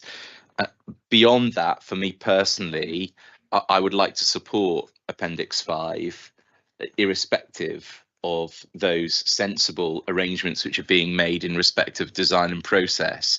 But I also think there's an important advantage to bringing finality to this really thorny issue, because it's this policy which is likely to be the subject of significant scrutiny in the future, however that's going to come. And I don't want, therefore, to roll it down the road and have this hanging over a number of stakeholders who feel very invested in this issue unnecessarily. So I've got every faith that our needs and the needs of all the consultees will be met in the design process, such that I think we should take a decision in respect of Appendix 5 today, because actually what Appendix 5 is about is maintaining trans-inclusive spaces and access to the ponds on the basis that has happened over many years. And you'll have seen in the reports that go along with this appendix and policy, it has been very carefully drafted in this form with this level of detail to make sure that for our staff and our users, it's a document which affords them the safest and most enjoyable opportunity to work and use that space. So that's the course I strongly suggest we ought to take. Well, I'll get all of those points and all that, but they also depend on however, and I don't know how members are thinking about. For some may have a different view that the policy is only acceptable if these measures are in. That you may all tell me that's not your view, and then it changes. But if that is, that's a different point. I understand your point of view where it isn't. But anyway, and it may be that's the view of the committee. I'm just going to and then Jason, if you've still got the point. Yeah. Chairman, I hesitate to intervene in this, and we wouldn't normally, but I think members need to know that we are under some considerable pressure from Sex Matters to take a decision and nail our colours to the mast as quickly as possible. Is this something we want to discuss openly? Well, I think I'm going to have to make the point. Yeah. I'm not going to discuss any privileged advice. No. That pressure, which is a matter for them, extends to an unresolved demand that we inform them of our position by close of business on the day that Policy and Resources meets. So I think from our perspective, it would be extremely helpful if members were to be either to make a decision today, and if they don't feel able to do that, to deal with it under delegation, which could of course still involve consultation, so that by the time Policy and Resources takes its decision on the 4th of June, the corporation has a very clear position. Now that does not stop you at some future juncture at your July meeting reviewing any difficulties there is with your access policy, because it's open for you to review on an ongoing basis. So I hope that's helpful. But no, it's very helpful. I wasn't aware of that point. Thank you very much, Michael. Jason. Thank you, Chair. And that's very helpful advice from Sissy Solicitor. I'd just like to back up David. And I think there is a broader point here about the need for us to be responsive to the huge number of people that have responded to. I'm just to interrupt you, David. Jason, we need to extend the meeting. I'm just told by the agreed. But unless there's differing of views on various things, just to caution members. Well, I just advise we don't. If we agree, we don't need to say it. Well, no, I think there's a very important point to be made. That you know, the huge number of people that responded to our consultation are looking for us to make a decision. I think how that gets implemented, how those changes get made, is a detail. You know, which particular pot the money comes out of, you know, is a separate matter that we can look at our July meeting. I think, you know, this is the first committee that we've had that shows that we are responding to what people have overwhelmingly told us, which is they want to see a continuation of the policy that we've had since at least 2017 and which has been largely successful. And I think it's very important that we make that decision today because there'll be a lot of eyes on this committee looking for us for leadership on that. Thank you very much. I'm minded to put the matter to a vote. All right. I wasn't quite sure, therefore, how Appendix 5 deals with children, for instance. I mean, is this the complete policy, or is there meant to be some additional measures? It's things like that it's kind of details that still bother me. Currently, there's a policy that allows, was it children under over 12, I think, but it's not covered here. And it's obviously a major concern, unsurprisingly, when it comes to what's suitable. Edward. Chairman, I mean, we do say in the report that there are existing rules and regulations governing general access. And we felt that this was enough of an issue for you to chew on today. So this short statement is very much just about the specific access policy at the men's pond and the ladies' pond. And so all of those other rules still exist. And we say in the report that there's a piece of work to be done about that can be brought back. We've got some very, very old swimming regulations that the status of them is really not clear. They sit below the bylaws. My recommendation is that there's a big piece of work to be done there. But for today, I think we're just looking for a clear steer on this point. I mean, I think that's right. We've had discussions, but I think the issue of children is separate to the trans issue because this goes for all orientations. I mean, and the age. And what is the age at the moment for the children? 8. Yes. So, I mean, there are other issues, and without getting into it, you know, both the law and social mores have moved moved, and particularly in respect of child welfare. I'm not saying we have to change the age, but I certainly agree with what the report says that we need. That is a piece of work that I'd quite like us, to prioritise. I know we want to prioritise everything, but I do think that's important. But I think I do agree that it goes.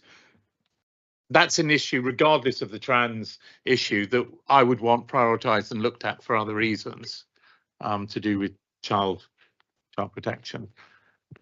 So, yes. Can I then just check, because I did raise some points, and I'm assuming it's the case that we're being told there are no substantiated complaints. So I'm aware in the Snakes Matters litigation, they obviously raise matters, but that's not before us, as I understand it. It's not in evidence before us. There's none of the detail from 35 organisations that responded. And we are basically, yes, relying on what we have before us here. I can understand any analysis of consultation is going to be imperfect, but the thing that really bothers me, and I know you tried to address it, and I suppose I would be grateful for further clarification on, is what the Equality and Human Rights Commission Code of Practice might do, because they did have a draft which would have addressed this, but again, there's no analysis of that within our report. And basically, are we concluding whatever they've said so far is not of relevance to us? Is that where we stand? Yeah. Okay. Has that? No, I know it's an imperfect position, but yeah. What is the status of that guidance? Has it been withdrawn? Sorry, Chairman. So there is no version of the EHRC code that we can rely on at the moment. The government is imminently going to publish a version that will be laid before Parliament. So obviously at that point we can look at it and see what it's saying, and then after that, it will come into force, and then we will have to give it due regard. But I know in other areas of public law, consultation drafts are regarded as material consideration. Sorry, but yeah, that's the question I was asking. Has it been withdrawn, or is it just? Yeah, so we know that further changes have been made to it, but we haven't seen those changes, and that's why it would be unsafe to rely on. Yeah, no, but I just want to get clear. Are you saying, and that the consultation draft has been withdrawn? I want this from legal, if I may. Or I can understand as well where you've got a consultation and where the changes have been made and we don't know what's been adopted, we can give it limited or no weight. But I want to be very careful, because we may be subject to whether we're being told this is something that isn't even a material consideration to which we can give no weight to. Chairman, I suspect we're going further than I would be comfortable doing in open session. I'll try. Throughout the process, we've engaged with leading counsel, specialists in the area, and the advice has been consistent that we should press ahead. And certainly there is no suggestion in the proceedings that we should be awaiting the guidance. And of course, we then, and I really don't want to get into this in open session, get into complexities around the guidances aimed at single-sex spaces, and of course our position is this is not a single-sex space. And depending on what you decide, if you decide on the status quo, then it won't be a single-sex space. No, I just wanted to know whether they had formally withdrawn it or not. But the stages of a consultation, ordinarily, you'd be very reluctant to give it any weight in any event, because it's not the adopted guidance. But as Edward is saying, it's been withdrawn, but I just wanted to know whether it has. That simplifies it. But even if it is, it's something that even if it is not withdrawn, your advice to us is that it can be given little or no weight because of its status, or we're being advised. That's why it's not addressed in the report in endeavour, because we're okay, for all the reasons you've given. I understand. Okay, I think it's something we can be proud of, but this is recommending a decision that it wouldn't be a single-sex space, that we have an access policy in line with Appendix 5, which overwhelmingly reflects the position of a very careful, and I'm grateful to everybody that arranged it, and wide consultation process. So, going back to anyone got any other points? Going back to the point I was going to put, Wendy. Well, whichever option we choose is going to be unpopular in some quarters, Yeah. so we have to be prepared for that. Yeah. No, I think we've all. I think we should have appreciated that fairly early on in the process, you know, and that's sometimes. So, in terms of the propositions that we had before us, Chairman, I think we have to be clear on the recommendations that we're agreeing to.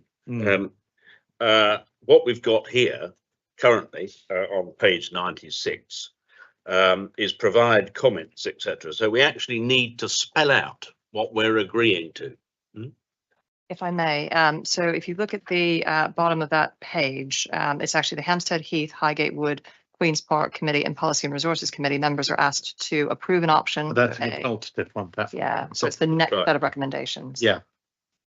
So we are asked, if you go to 96, we are asked in respect of the of our committee, which is the foot of that, beginning with A. So should we go through? Go through approve an option for future access arrangement men's ponds and ladies ponds, with option 2 recommended that they should continue to be trans-inclusive space as currently operated. I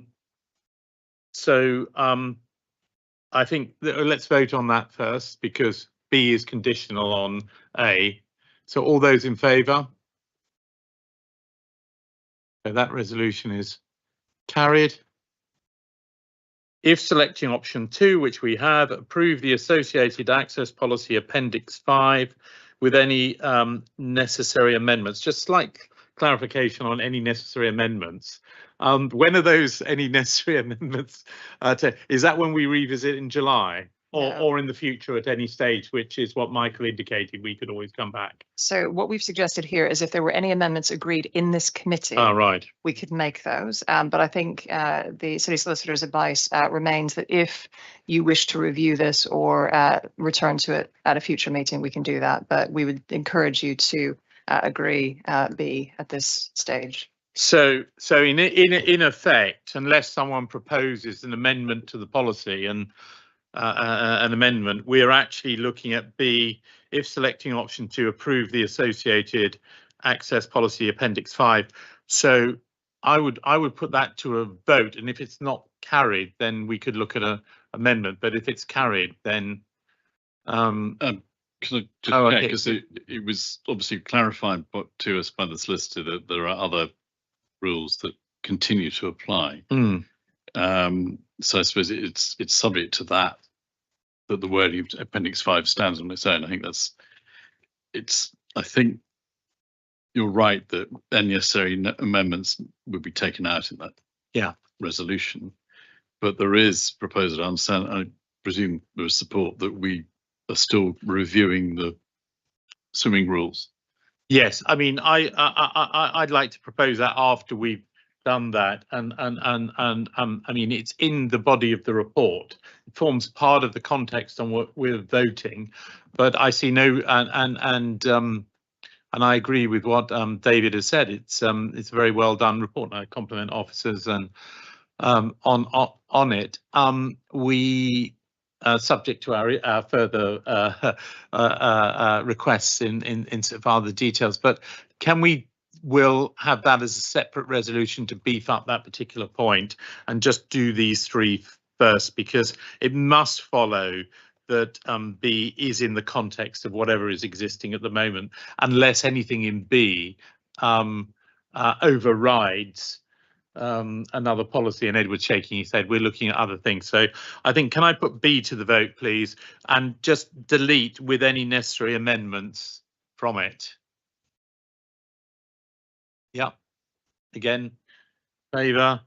And then C, agree in principle funding 730k to 1.08 million for proposed improvements to the facilities of the bathing ponds. Authorise the Executive Director of Environment to prepare a business case and detailed specifications consideration in accordance with the City Corporation's Financial Regulations P3 Projects Framework. Now, do we need to just make clear that that's to come back to us in July or not? Yeah. Yes, but the report, I think, should come back in July. Yeah. And I also think it should be made clear that the monies allocated here are not from the Hampstead Heath budget. Because well, our position. No. What? If I may, we want to make that. We can feed that into the next, so we're going to P&R obviously in June, and then we can feed that into the proposal that we bring back. So I think you've made your views clear, and we will then take that into account in the proposals that come back in July, if that satisfies.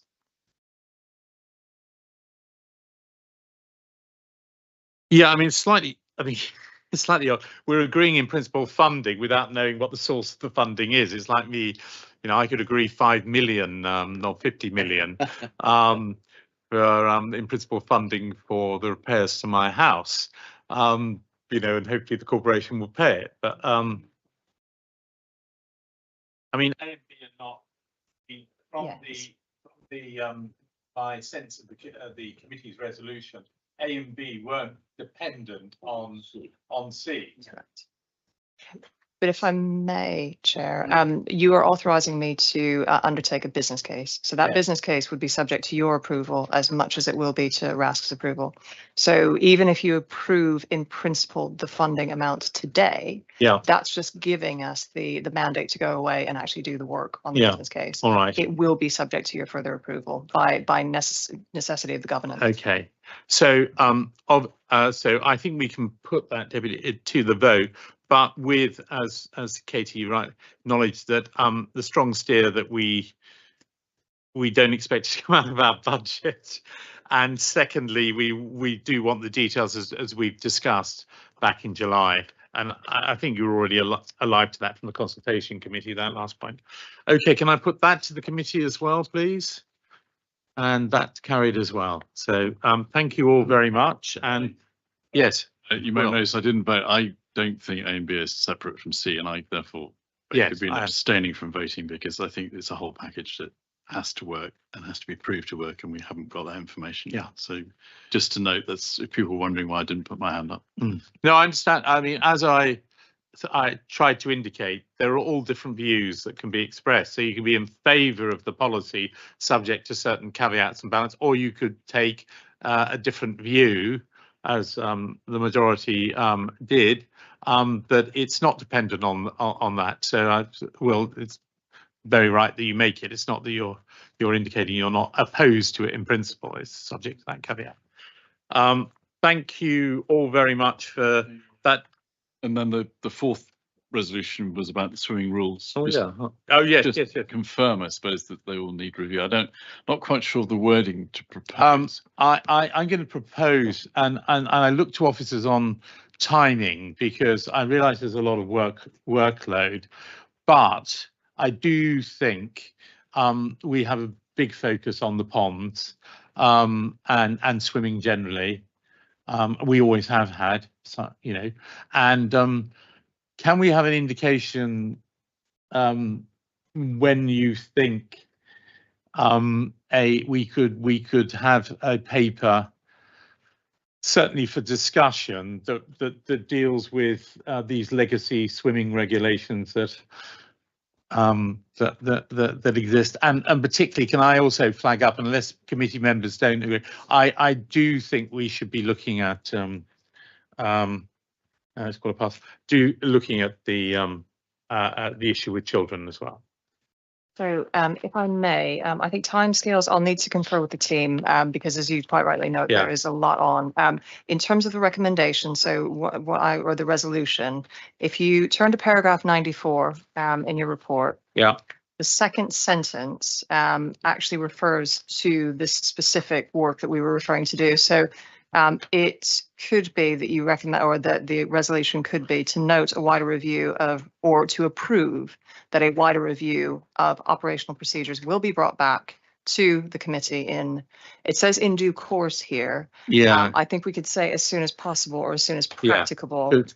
We can confer with yourself, Chair, in terms of the timing of that, Yeah. how we prioritise. Because I'd like to at least be able to come back to this committee in July and at least say when we think we can do it.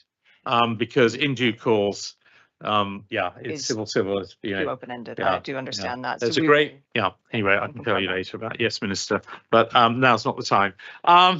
Thank you very much, and can I thank all members and officers for that. And I just returning, if I may, we're now back into the agenda, and it's questions on matters relating to the work of the committee. I see none. I don't have any urgent.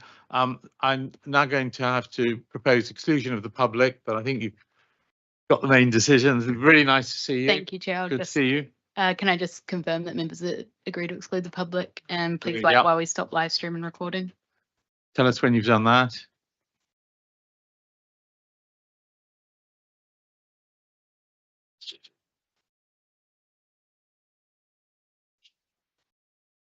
Thank you, Chair. The live stream has now ended. Felicity Jones. That's my daughter.